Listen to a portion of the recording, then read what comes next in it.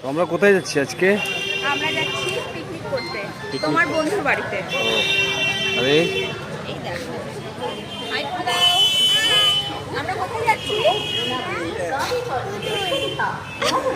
আমরা পিকনিক করতে যাচ্ছি বাবুর বাড়িতে। এটা আমাদের গঙ্গা, ভগীরথী গঙ্গা। সুন্দর না? দেখো খুব সুন্দর গঙ্গা, অনেক বড় গঙ্গা।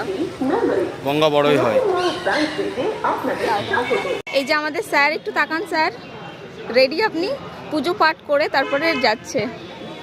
স্টাইল স্টেটমেন্ট দেখো, ওরে বাবা, ওরে বাপরে।